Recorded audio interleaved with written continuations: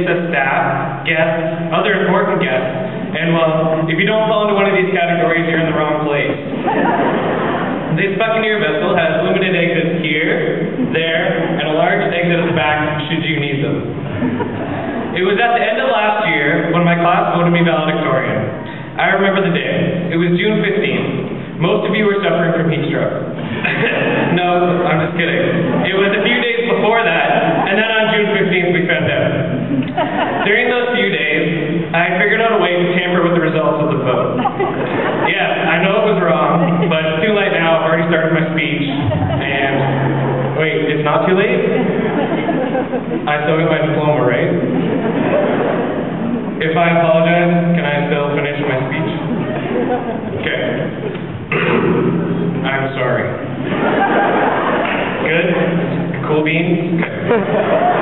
Now, bugs. So it was a long time ago when we embarked on this journey of epic proportions. You were just leaving the house in that new back-to-school outfit. And then your mom calls your name. Evan! What, Mom? I'm trying to be independent on my first day of high school. Have a great day at school, sweetie. Well, that's what it was like for me. That moment was a long time ago, and a lot has changed. It was right around this time of year when we started making friends in grade 9. The leaves were changing colors, and I was in Rotary Tech class.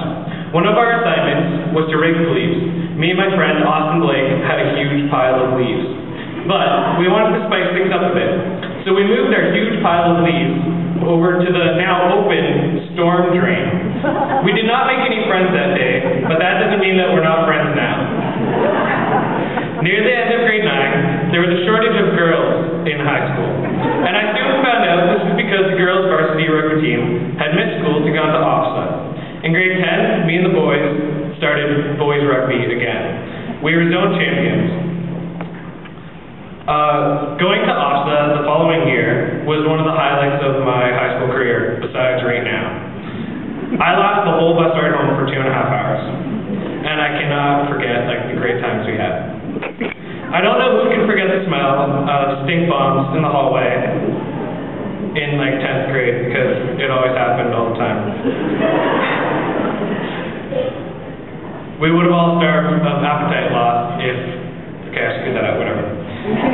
We put the fun back in fundraising with Movember, with our mustaches and girls not shaving their legs. Can you guys remember BSS dances? For those who don't know, it's a bunch of sweaty teenagers in the small gym in the dark. The good thing about our class is that there's no way to forget what year it is, what grade we were in. In 2009, we were in grade 9. And then when we're in grade 12, it's 2012, so we graduate. Okay. So the last 4 years have changed you in a good way. I thought that sports teams and clubs and extracurriculars were just to help the time pass, but they actually helped shape you into who you are today. Whether it was skills competitions, or the theater, music, sports, reach, floral club, or anything else, you all found something that you liked and were good at. Mr. Schulte once said, "Life is a balancing act, and I may not be able to make it tonight." It looks like you didn't. I don't know why I'm valedictorian. I'm definitely not as smart as most of you.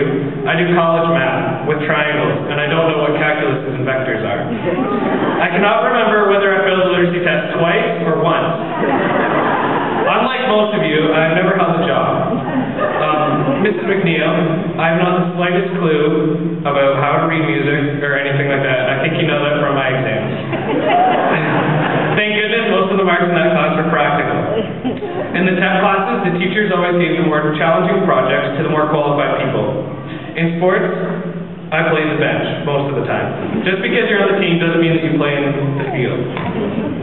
So as you can see, I'm the perfect example.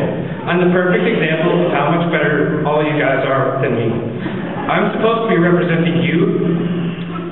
Each of you has your individual talents. I just haven't found mine yet. Now some of you may be asking yourselves, is he making fun of himself to make me look better? The answer is maybe. But the truth is, I'm willing to do anything to show you your potential. But I'm not done with me yet. There's something else about me you should know. I've never actually had a legitimate girlfriend. Now, a girlfriend to me is someone you can confide in and plays a supportive role in your life. I never needed one because I had tons of support from my family, my friends, my teachers, and my class. You were there when I needed someone to talk to. You were there to listen to my stories before school, in between first and second, during lunch, in between third and fourth, after school, and then on Facebook in the evening. But I'm not here to talk about me. I'm here to inspire you by talking about me. Before you write a speech, you're supposed to have a topic or topics picked out beforehand so that you can have a point of focus for your audience. I, however, did not do this. Most of my speech was written backwards, and it's all messy, and some of it I made up as I went along. Some parts I just scrapped completely and started over, and sometimes I needed a little help. I had to change the direction it was going on multiple occasions. My speech is exactly like life. There are a million different ways I could have took this, and there are a million different paths for you guys to take. If you came back to high school to get that one credit you needed for college or university, and what you want to do eventually, then that was the right choice, and I'm proud of you. If you went straight into the workforce, I'm proud of you. If you plan on going to school for 7 more years to become a doctor because it's your dream job, and I'm extremely proud of you. If we all had stuck... Wait, no. If you change your mind about your path, that's okay too. If we all stuck with our first dreams, the world would be filled with cowboys and princesses. You need to do what you like, what you're good at, and what makes you happy. You will know you're on the right path when you're giving it all that you've got and doing it to the best of your ability. Remember, it's not what your parents want you to do, but there is one exception. If you decided to take a year off and are currently living in your parents' basement, you have to do what they say. For those of you who don't have kids living in their basement, don't worry, they'll be back. And to the kids, enjoy the home-cooked meals this weekend and the free laundry. Now, Mrs. Donovan just text messaged me saying that there will be refreshments in the small gym in Wing 1. But first, I'd like to finish with the song that I wrote this morning. Like, actually, I wrote the song.